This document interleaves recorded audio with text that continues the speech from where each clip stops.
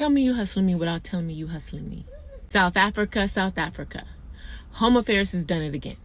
I know we're not surprised, but they've done it again. And for those of you who know that I am American, y'all know I'm not going to the normal Home Affairs. I'm going to VFS. And VFS, really, y'all be trying to play us internationals, okay? Y'all be trying to play us. So when I had to go and apply for what I was thinking I was getting an extension and, Home Affairs stuff, I had to make an appointment online, but the only way you can do that is by paying for it. I'm paying to make an appointment. I'm paying for whatever my services are before I get my services. I ain't never heard of nothing like that in my life. I don't know all the different VFSs in the CBD area, but apparently there's the one the Americans go to, which may have other list of people, and then there's also a Saudi one, and apparently they're doing different things, because the one at Saudi said this has never happened, unless he just isn't aware of that side of things. But of course, I'm gonna go with it, because I don't know how these different areas, South Africa, wherever I go, all do things. I'm just an American. I know in America we ain't doing nothing like that. So I'm like, I just need an appointment. I don't know how all this works, but let me just, okay. I mean, I was on there for probably a couple of days to really figure out, am I applying for the right thing? Am I pushing the right button? Am I getting in where I'm supposed to? But it just didn't make sense. So I set up an appointment. I paid for my son and I. That means I had to pay 3,000 Rand each. I think that's like $150 each. Correction, that's $167. When I originally set my appointment, I'm just thinking, look, I just want to come in. I brought in whatever few documents I had, and come to find out, I had not applied for the right one online. It's very technical, guys. The wording and then the glitches that the websites be kicking you out, and you don't really know what it's trying to say when it's just the basic, do you want this? It's not as simple as, listen, I've been doing this for a long time. I can understand what one type of service is from another, but the way that they word it here, I'd be sitting there like, well, maybe it's this one. Okay, maybe it's this one. I don't know, but it always be something complicated, because they either seem the same, but you don't really understand why they're different. It's just always something a little bit more technical. So when I put in what I thought I was doing correct, I went to Home Affairs. I met with an agent. The agent was like, okay, you're going to need to do all this X, Y, and Z. I was like, what?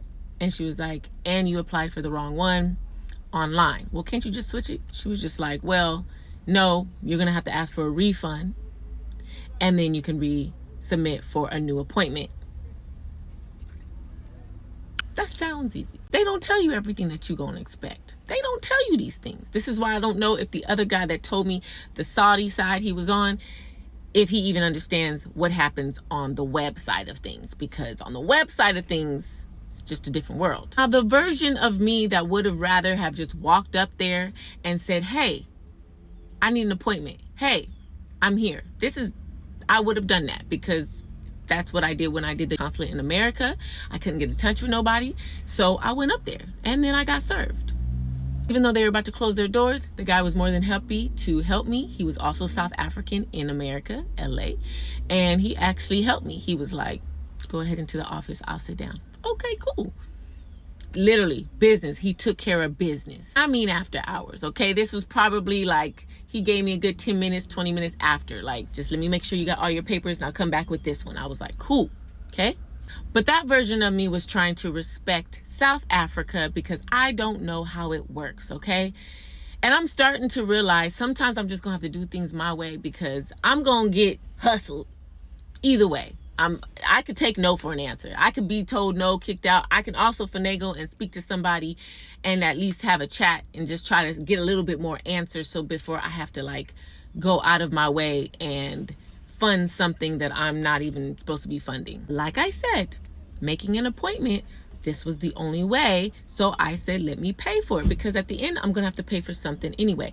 And let me tell you, my visa in America was $32 for both me and my son. I just paid $167 just for an appointment, thinking, okay, if this is what the visa costs out here and just getting an extension, I'm just going to do it. Let's just go.